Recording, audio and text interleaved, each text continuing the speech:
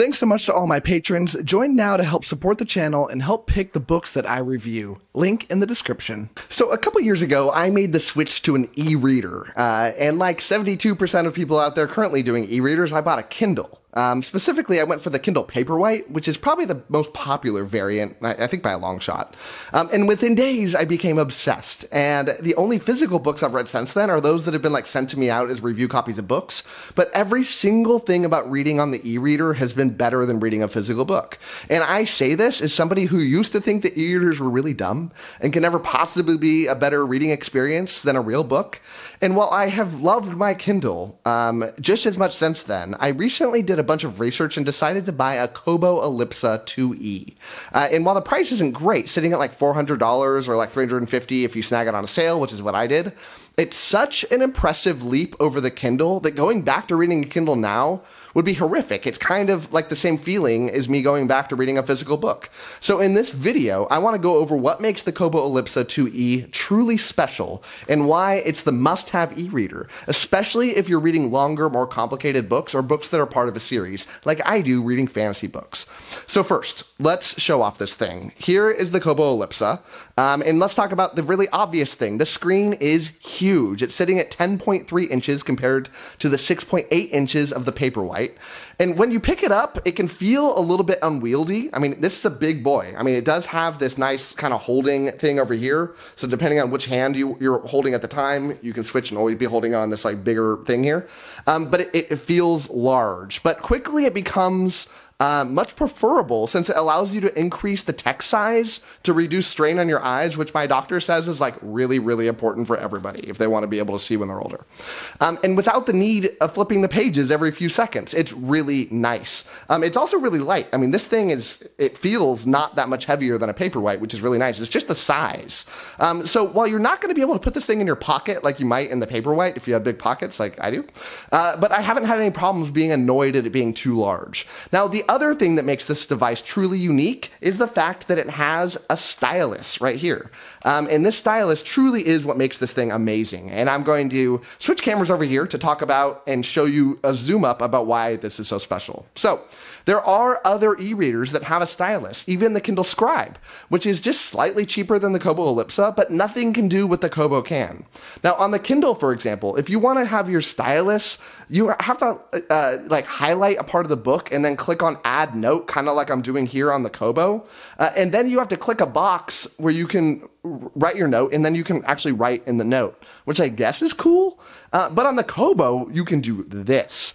You can write right on top of the page. It's amazing. And then you can erase it like this. It's so easy and fluid and awesome.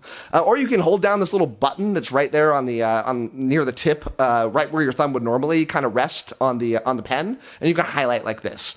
It's super easy, super fluid. It's incredible. Now, the fact that you can write directly on the page is literally something that no other e-reader can do, and it's game-changing.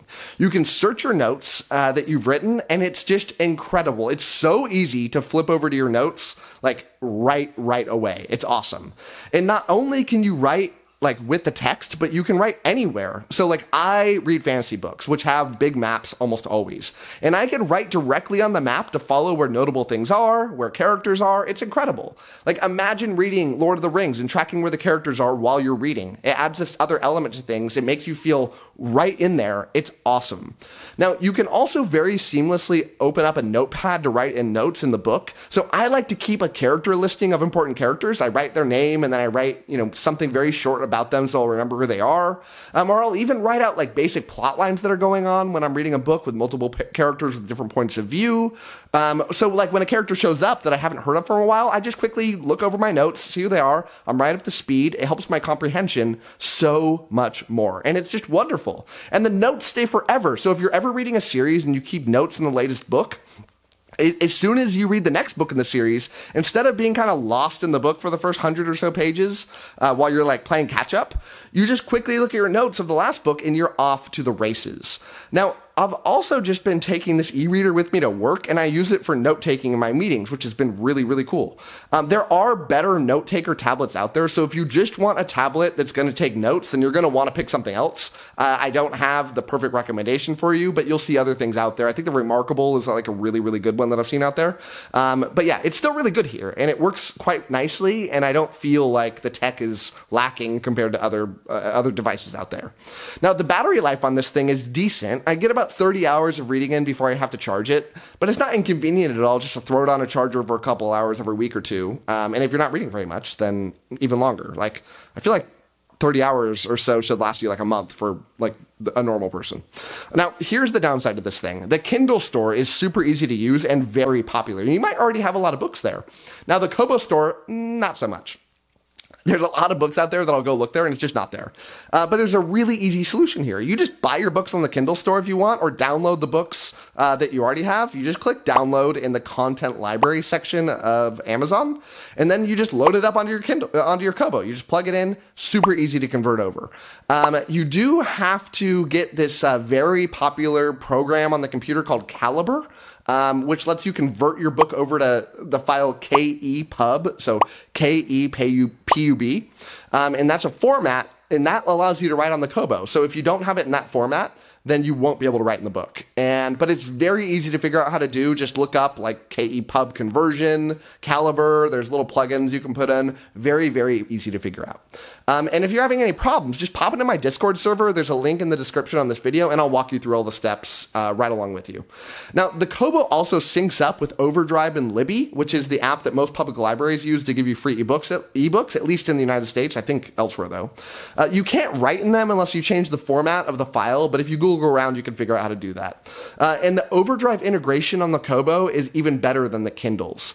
So I want to keep this video short. This video has gone on long enough. Let me know in the comments if you have any questions. I'm happy to answer any of them that pop up, or just pop in to my Discord and I can chat with you one-on-one. So thank you so much for watching, and happy reading to you. Thanks again to all my patrons, with a special shout out to my Ascendant tier and Librarian tier patrons: Anna G, CJ, Doust, Darren, Gregory, JD, Jonathan, Nathan T, Nev's Book Channel, 𝐿, Ron Reich, Russell, Ryan L, Sydney Baker, Tay C, Tahir, Anna, Andra, Blair, Brock, Evan, Harry B, Joe UK, Kat Mick, Michael Sugarman, Philippe, Sky, Wacky, and Zion. Thanks for sticking to the end of this video, and if you want to watch some more content from my channel, click over here and I've got some good videos for you. Thanks so much.